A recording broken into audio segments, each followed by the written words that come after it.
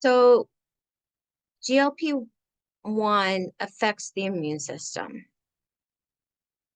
It is anti-inflammatory for many bowel conditions, but the inflammatory conditions of diabetes and obesity actually have a low GLP-1. And so why are some forms of inflammation related to a high GLP-1 and some forms of inflammation related to a low GLP-1?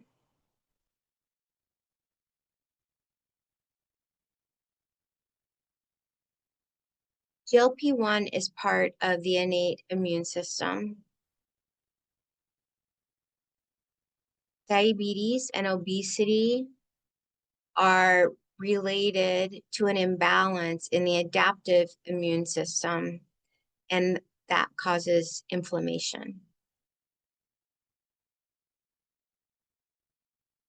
When there is a transition from type 2 diabetes or coronary artery disease to comorbidities of type 2 diabetes and coronary artery disease, there is strong downregulation of Th2 anti-inflammatory cytokines and enhancement of the Th1 pro-inflammatory cytokines.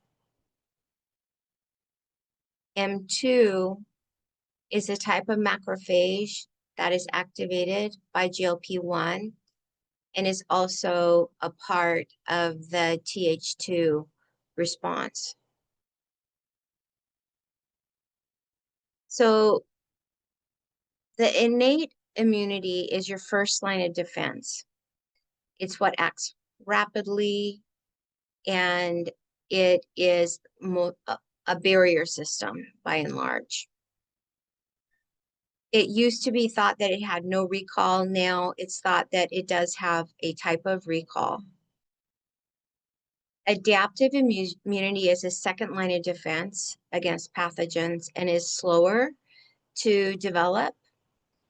It's triggered by exposure to specific antigens and then produces the antibody response.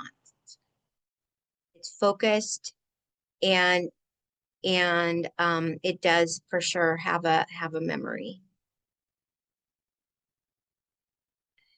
So innate immunity has the physical barriers, the chemical barriers, and the cellular defenses, whereas adaptive immunity is something that we get through exposures or vaccination or vertical transmission from mother to a fetus, or else similarly artificial.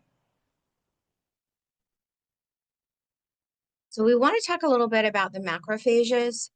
So the naive macrophage is part of innate immunity. Innate immunity, that's the first line of defense. So it detects the threat, engulfs the pathogen, and then it releases signaling to let the immune system what it should do next. These naive macrophages read the environment.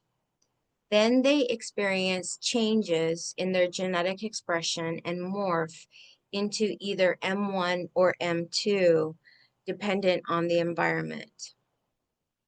M1 polarized macrophage is part of adaptive immunity, Th1. M2 polarized macrophage is part of adaptive immunity, Th2.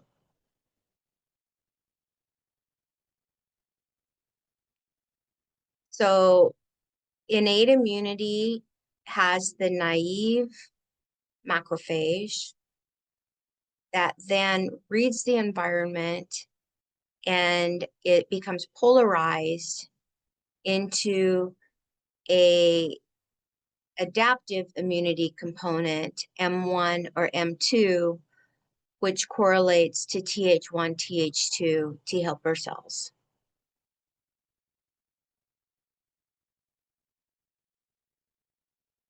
So here's the naive macrophage innate immunity that becomes polarized once it's read the environment into a M1 or M2. M1 is pro-inflammatory, anti-tumoral, tissue specific, and responds to tissue injury. M2 is anti-inflammatory, pro-tumoral, wound healing, parasite clearance, and immunosuppression. M2 is what is stimulated by GLP-1. Diabetes and obesity are what are related to M1.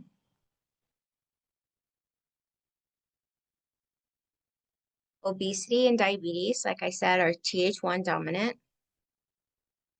Inflammation is a major driving force for diabetes and all its associated complications. Macrophages are the major inflammatory cell type in the adipose tissue and the liver. Inflammatory macrophages increase from 5% in adipose tissue in lean persons to 50% in adipose tissue in obese persons. T helper cells are activated after macrophages during this inflammatory process. Over time, there are fewer naive T cells in persons with type 2 diabetes mellitus, and so it is more difficult to promote an anti-inflammatory state.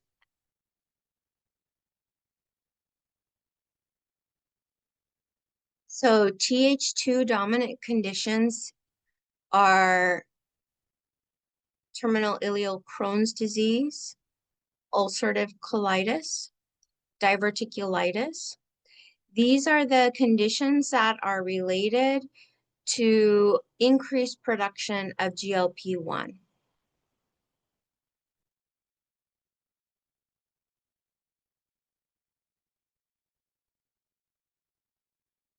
So why would GLP-1 increase secondary to gut inflammation, but not increase secondary to obesity and diabetes? So I'm wondering if it doesn't increase because maybe it can't. In a normal environment, GLP-1 increases to reduce M1 polarization, like you see in diabetes and obesity, because it wants to promote M2 and a move away from inflammation. But maybe there's some reason that it can't do that with obesity and diabetes.